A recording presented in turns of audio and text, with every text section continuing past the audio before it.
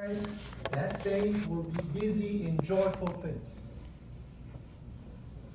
Since school is almost starting, some will start next week, some will start week after. Before our youth go to school, let's talk about how Allah Jalla Jalaluhu is describing the people of Jannah, dwellers of paradise. In the ayah, that day is referring to, it says in the tafsir, is the day of judgment. And people that after the day of judgment, that they go to Jannah, the paradise, and they dwell in there forever. And they are busy doing joyful things. So the word Eshulu, according to some Mufassirin, means that something that keeps somebody busy. But in another Mufassirin says that something that occupies a person, either with joyful things or things that are sad or sorrowful, that if that person is doing that activity, that thought, they can't think of anything else. And they're saying that in this ayah, the joyful things, that word refers to somebody doing joyful things, things that are full of pleasure. That's what they're doing, and they can't think of anything else. Inshallah, all the ancestors, everybody that passed away went to Jannah, or they will go to Jannah and experience this. That will give us sakina, calm in our hearts, to know that this is what they're going to experience there. So the other word, the word that fakihun, sometimes it means that the pleasure, happy life, and then to enjoy the blessings. And another one is humor. So people that have closeness to Allah, their words. And Sayyidina Ali radiallahu anh says that there's nothing wrong with making witty remarks, humorous remarks, because people that are grouchy or gloomy, it takes that grouchy face out of them. So there's nothing wrong with making witty or humorous remarks. So people that are the dwellers of heaven, they're given mulk, a place to stay. And then also, Allah Jalla Jalaluhu has given them a magnificent way of living. And then they're busy enjoying that, what is being given by Allah Jalla Jalaluhu to them. But their activities are not as tiring like the people like ourselves living on earth.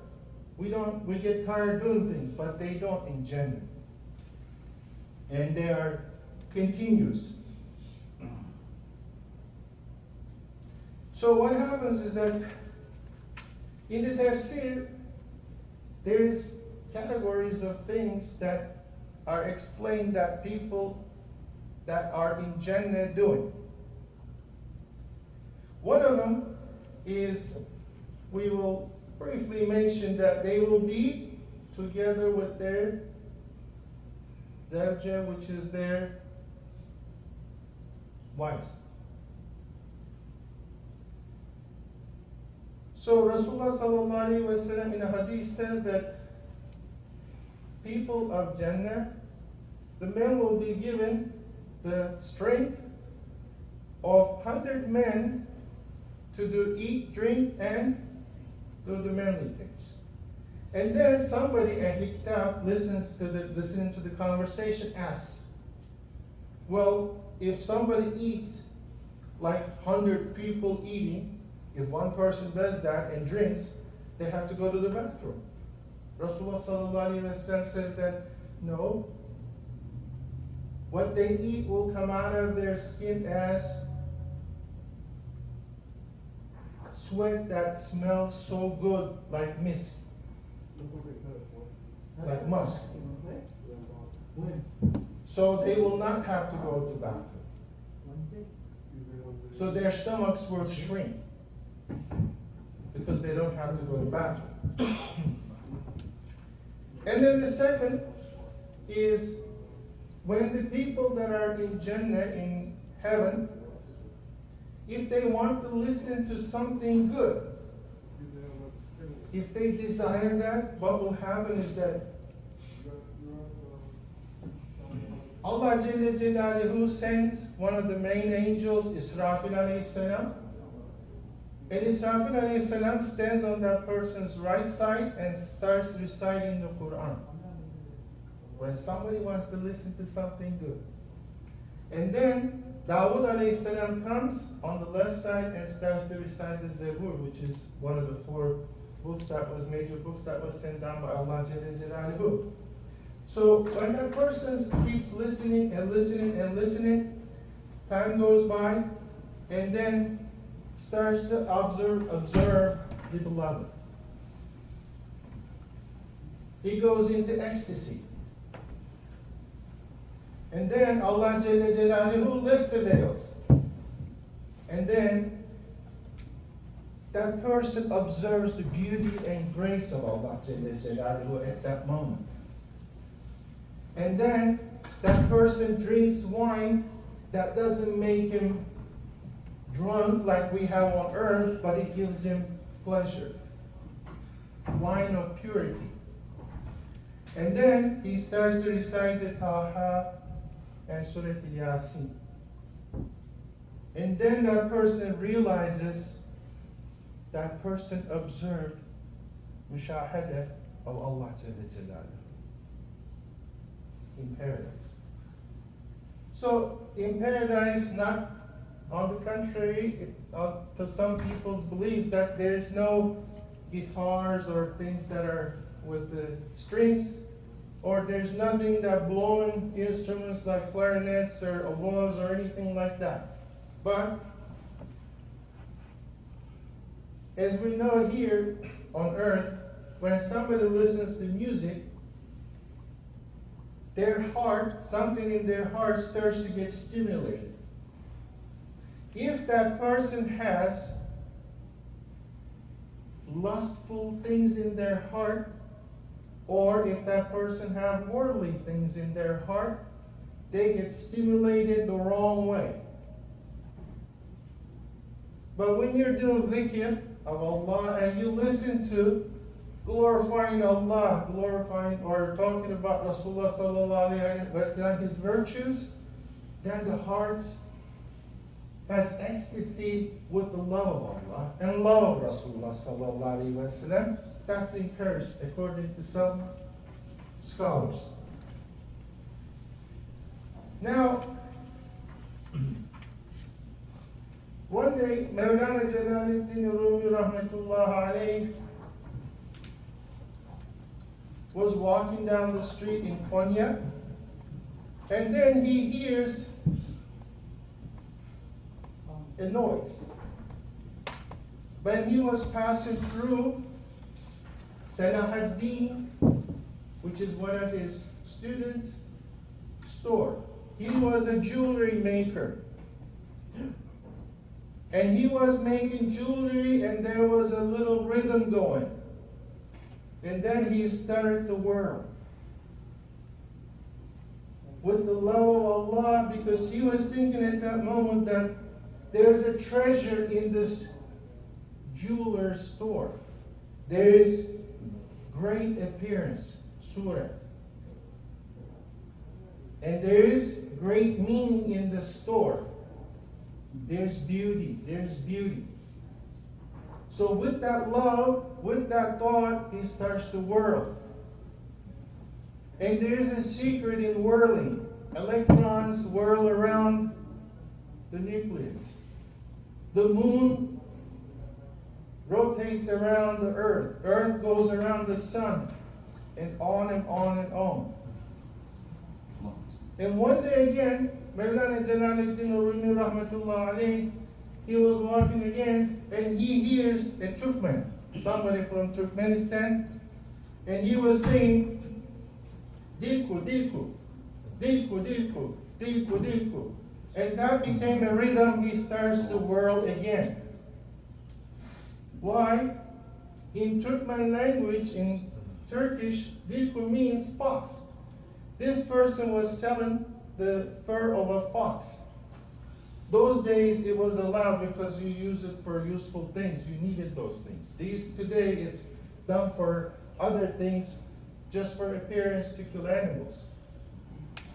There's a difference. Let's mention that. And then this person was saying dilku, dilku, dilku, dilku, dilku, dilku. It became a rhythm. It starts to whirl again with the love of Allah. Why? Because in Farsi, in the language that is spoken in Iran, that word means beloved, where are you? So that word dilku to him meant beloved, where are you? With that love, with that ecstasy, he starts to whirl. With his own words, he asks questions to himself and he explains what sama, which is whirling, means. He says, what does whirling means? Do you know? And then he gives one answer. It means bala, listening to the word bala. And then forgetting yourself and joining with Allah. What does he mean by that? Let's go to Surah Al-A'raf and then look at what Allah Jalla Jalaluhu is saying, that Bismillah ar-Rahman ar-Rahim, وَإِذْ أَخَذَ رَبُّكَ مِنْ بَيْنِ آدَمَ مِنْ ظُهُورِهِمْ ذُرِّيَّتَهُمْ وَأَشْهَدَهُمْ عَلَىٰ أَنفُسِهِمْ أَلَسْتُ بِرَبِّكُمْ قَالُوا بَلَىٰ شَهِدْنَا أَن تَقُولُوا يَوْمَ الْقِيَامَةِ إِنَّا كُنَّا عَنْ هَذَا غَافِلِينَ. What is Allah saying? That, and remember when your Rabb, your Lord, brought forth from the children of Adam, from their loins the descendants, and made them testify concerning themselves. Made them testify concerning themselves, saying, am I not your Rabb? Am I not your Lord? Allah asked all descendants of Adam. It includes every human being. And then they said, Bala, yes. Yes, we do testify. Yes, we do testify. And then the ayah ends, Allah saying this, unless you should say on the day of judgment, of this we were never mindful. Another translation is that we have been unaware of this, that you are our Rabb, you are our Lord. You maintain, cherish, and sustain us. So what happened is that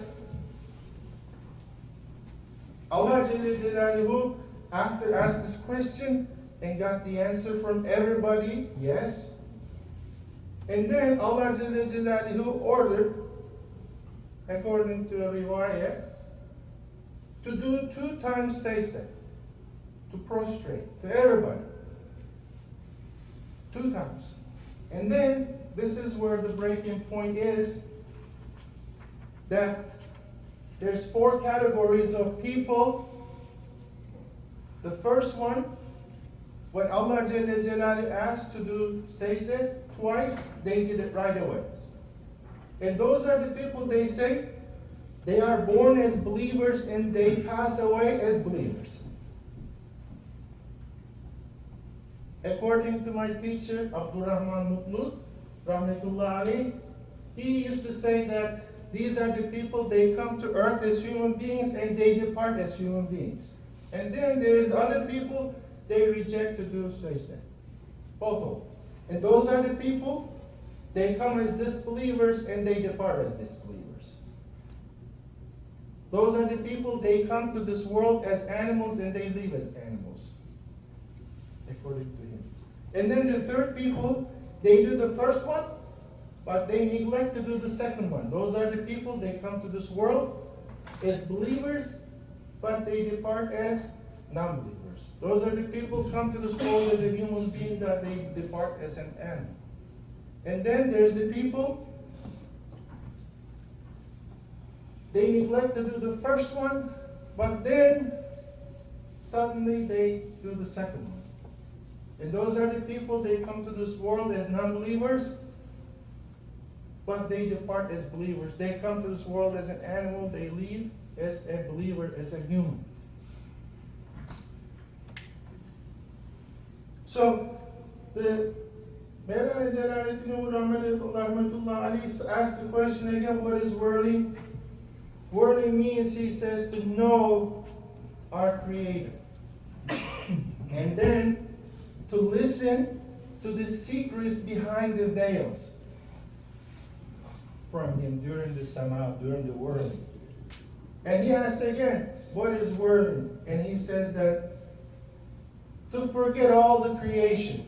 Why you're mortal, why you know you're going to die, to experience the immortality during the sama. And he asks, what is whirling? He says, to fight with your lower self, nafs, to struggle against it, with your ego, with your lower self. It's like a chicken, head cut off, struggling, convulsions. This is what you're doing the whole time you're alive, because you're fighting against your lower self. And then he says, you know what whirling is? You know, Yaqub alayhi salam, he was a messenger of Allah. He had children, and one of them was named Yusuf. Shortly we will tell the story. His other children got jealous of him and threw him in the well, and some people that passed by took him to Egypt. But Yaqub alayhi salam was so sad that he thought that his son died. From crying, he lost his eyesight. But events happened, and one day Yusuf alayhi salam sent his shirt to his father.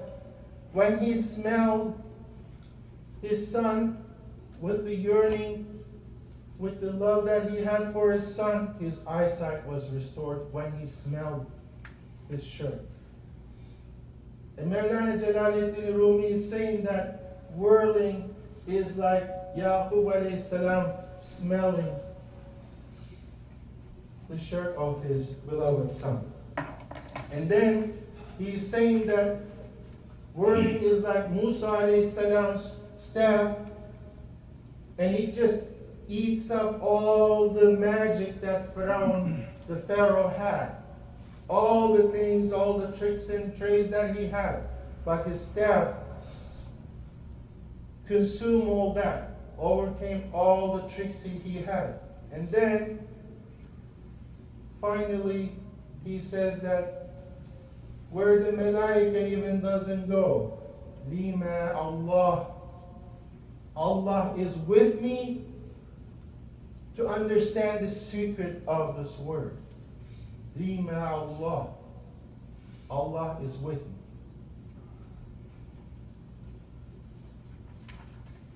So the third thing is that people in Jannah, what do? Third thing, they visit each other. People in Jannah, not anywhere else, but they visit each other. Sometimes this person goes visit the other person, sometimes vice versa. Sometimes the messengers go visit the alim, the scholars, and the siddiq, and the shaheed. And sometimes they say that they all get together and they go to the divine presence. Sometimes. According to a hadith, Rasulullah sallallahu alaihi wasallam says that every Friday, people of Jannah, they go to a stream called Kafur. It's a sandy stream, and they visit Rabbul Alam. They visit their Rabb. And whoever goes to the Jummah closer, earlier, is the one closer to Allah. How about the fourth thing? Fourth thing is that people in Jannah, what do? Allah Jalla Jalaluhu hosts a feast for the people of Jannah. So, when Allah Jalla Jalaluhu hosts a feast, it's in a hadith that Rasulullah Sallallahu Alaihi Wasallam says that when they observe Allah, people of Jannah, people of paradise, they forget all the blessings they have in Jannah. Why? Because observing Allah is better than anything else.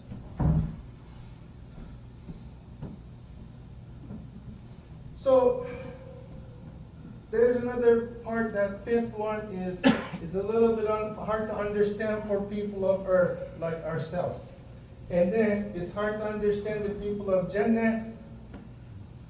At that time, they're so busy with pleasures, with things that they experience there, that they forget that anybody who is not there, they don't worry about it. Allah Jalla Jalaluhu takes that worry out of them. They don't think about it. Allah Jalla Jalaluhu makes them forget the people on the other side.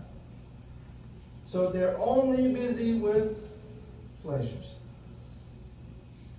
So, according to the riwayah, that in Jannah people have 10 things.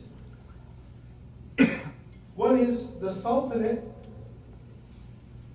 like you are in charge of somewhere that you will never be fired. It's eternal. If Allah Jalla Jalaluhu puts you there, that's it. And then you are youthful. You will never get old again. Your youth is eternal. And then your health is dying. Your health is continuous. You never get sick. And then the honor and dignity that Allah Jalla Jalaluhu gives you never goes down. You never become despicable again. And then the comfort that Allah gives you, it's never going to be taken away, and you will never be uncomfortable again. And then eternity without end. There's no end to it. The way we can understand it. Eternity. Immortality. So life without death. That's what's going to be in heaven. People that will dwell there. And then pleasure of Allah without His anger.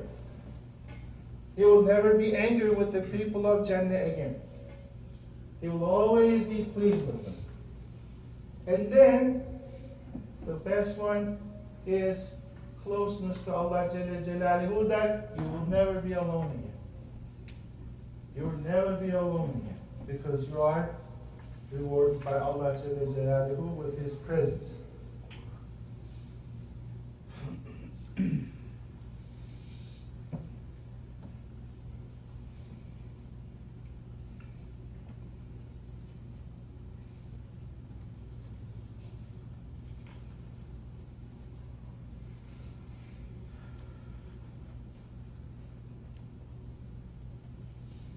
In the Kashf al-Asrar, discovering the secrets, Asrar, Shaykh al-Islam al-Ansari is saying that to be busy with just working for Jannah is for the mu'mineen that are just common believers. Just to be working for the ni'mas of Jannah. But Sayyidina Ali radiallahu anhu is heard saying that if I'm veiled from observing Allah one moment, I would have died. So, the day that we enjoin Allah Jalla Jalaluhu, it says in a poem that you will be embarrassed for the people there. Because if they call us to Jannah, And if we don't observe Allah Jalla Jalaluhu, our hearts will be in distress. So, the advice to somebody who's smart is, in the tafsir, is to continue being obedient to Allah and continue doing your ibadah. What is fard, what is wajib, what is sunnah, as much as you can. But when you're doing that, don't forget that you're in the presence of Allah Jalla Jalaluhu at all times. Don't forget that. Don't get busy with the motions and forget the ruh, the spirit of why you're doing it and the presence that you're at. So what happens is that if we ask for Allah Jalla Jalaluhu, we can ask for other things too. It's okay. But if we only ask for Allah, there's a danger. He is saying that then you might be seeking for lordship. So ask for other things too. Like Rasulullah sallallahu alaihi wasallam, ask for Jannah. Ask for Jannah strongly, all the time.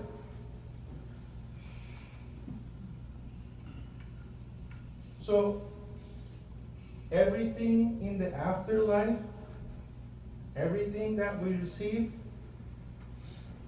is the seed, the demand that we put in earth right now.